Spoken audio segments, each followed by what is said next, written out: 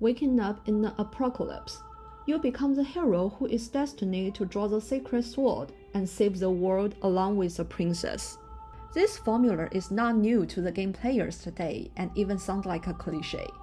However, there is a game franchise featuring a boy who follows this old pattern countless times through his adventure across the fantasy land. But his story never disappointed any players and has brought endless surprise and innovations to the game industry.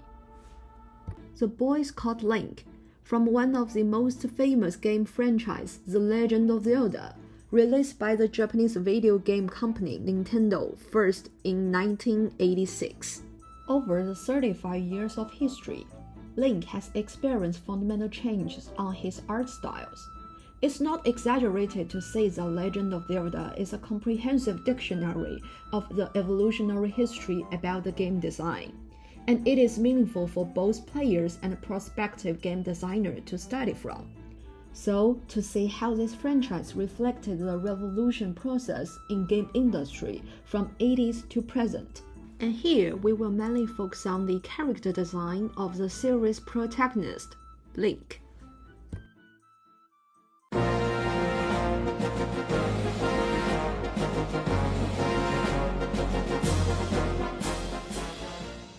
Starting off with the man behind the series, Shigeru Miyamoto, who designed the Super Mario Bros. For Nintendo's home game console Famicom, which is also known as Nintendo Entertainment System. And in 1985, the Mario game together with Famicom has entered the America and become a market hit, reviving the downwarding game industry at that point. In an attempt to continue company success and further expand their business in Western market, Nintendo asked Shigeru Miyamoto to design a new game. And Miyamoto wanted to create something different, despite basing off the similar storytelling pattern to have a hero save princess from the evil.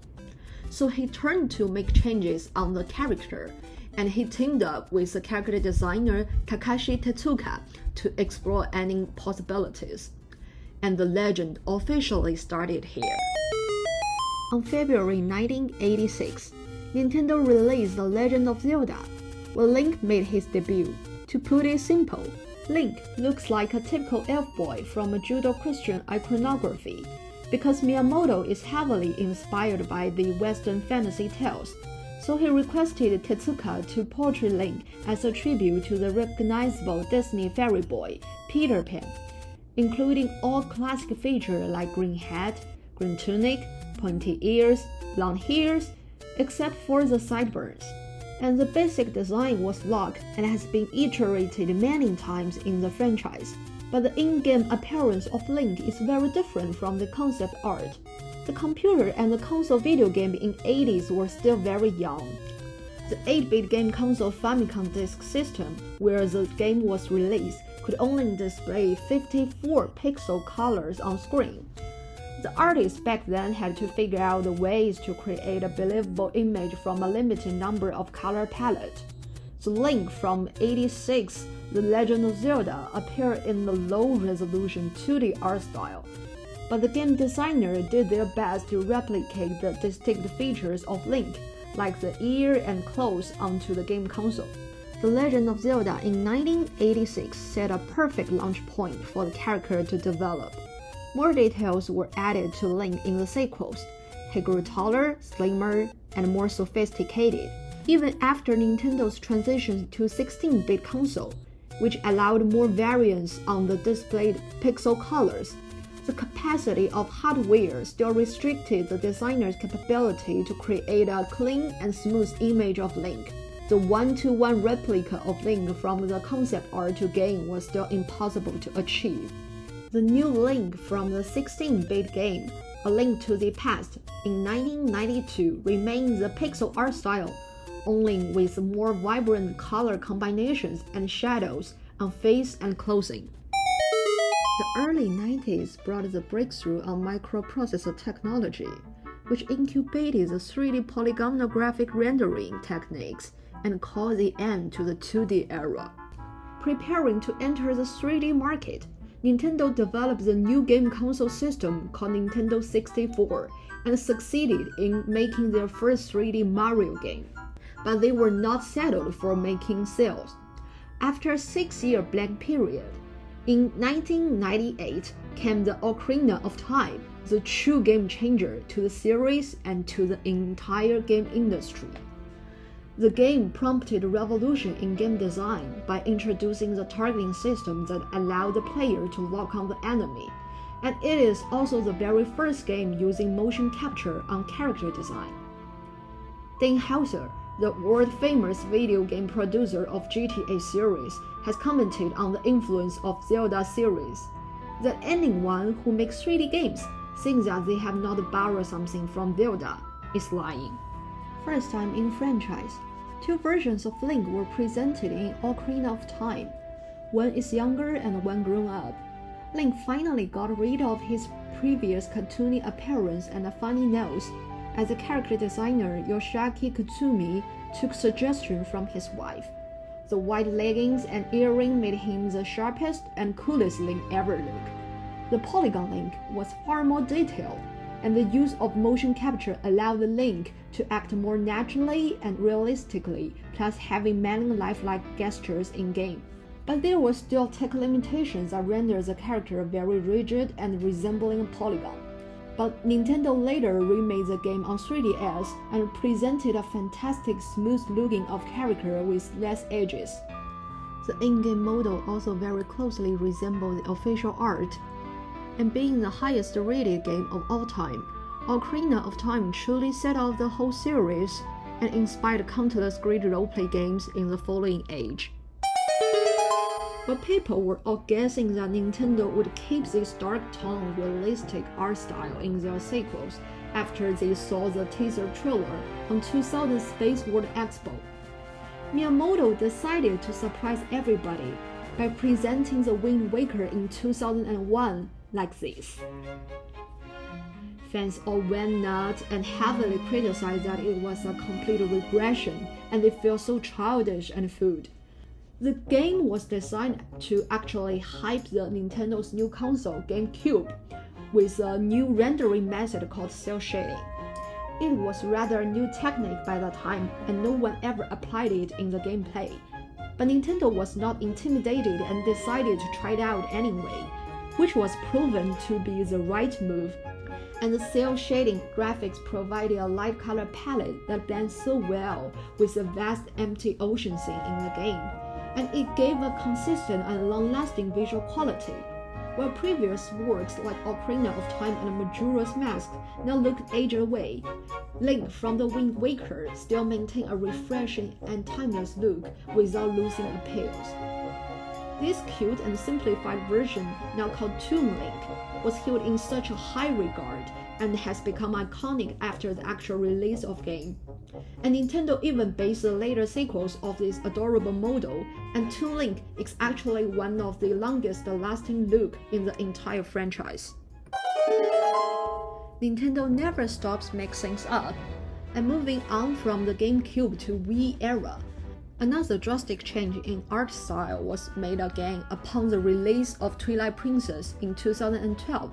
Probably Nintendo had heard the fans' urge to have an edgy, more mature, and glimmer Link, and the design of Link in Twilight Princess reached another level with numerous details in the costume that we have never seen before. Twilight Link became adult again, and the color of his outfit even turned into dark green to fit with the gloomy atmosphere in-game. Also, he appeared to be more masculine, giving off harsher and broodier vibe. Personally, I have to take back my previous words about Ocarina of Time, and Twilight Link now has become the coolest ever in the franchise. Since the first release, The Legend of Zelda never stopped trials and error and innovate alongside the hardware system of Nintendo. This also holds true when it comes to the debut of the series' latest game, Breath of the Wild, on Nintendo Switch in 2017. Which is the first Zelda game I ever played, and also the beginning point for me to fall for the entire series. In Breath of the Wild, they dropped the staple green outfit, indicating that Link in this incarnation gonna be a complete revamp and makeover of the previous work.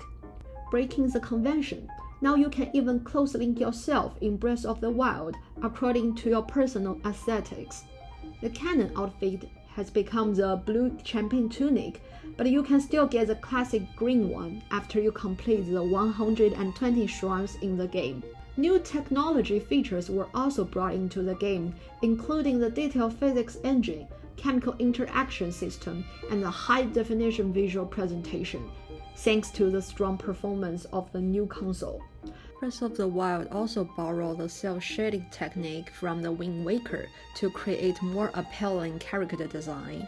The game shakes the Zelda formula and successfully subverted the audience expectations.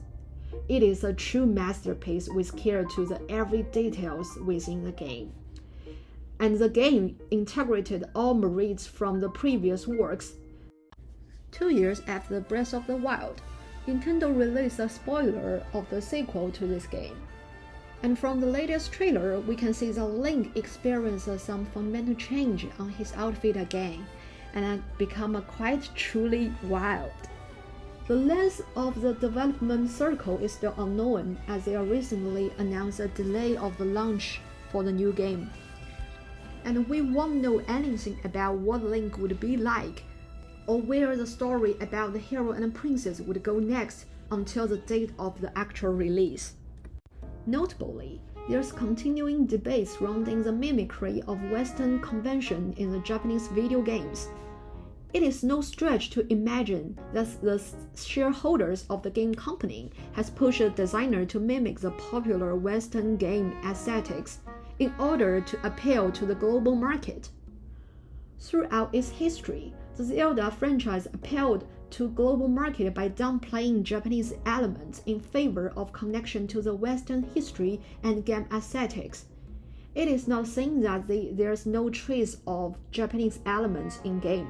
For example, the Kakaraki village in Breath of the Wild is a clearly reference to ninja culture of Japan. But the hierarchy within a game is centered around the supremacy of Hylian species, who are obviously modeled after Caucasians. Similar effort can be observed across the game industry and numerous famous Japanese roleplay games, which adhere to the Western aesthetics, including the recent Elden Ring produced by Japanese game designer Hidetaka Miyazaki, where the story appears to take place in medieval period. In other words, while the West was seen as a model to borrow from, it reflected a sense of inferiority for the local culture. Setting aside the scholar criticism on the game ideology issue, it is undeniable that the Legend of Zelda franchise is a treasure to all game players and designers. Throughout the years of progress, we have seen how Nintendo set the industry standard, generate new conventions, and break them all and surpass itself. The staple character Link is not only a connection between the players and a fantasy game world, he is a bridge linking the past to the future direction of the game industry. It took 6 years to transit the pixel Link to the polygon model, and it took another 5 years to the birth of the Breath of the Wild. So tune in for the upcoming Breath of the Wild 2, and let's see what's the next direction Nintendo gonna take us to. So please, Nintendo, don't make us wait another year. And that's the end of my video. Thank you for watching.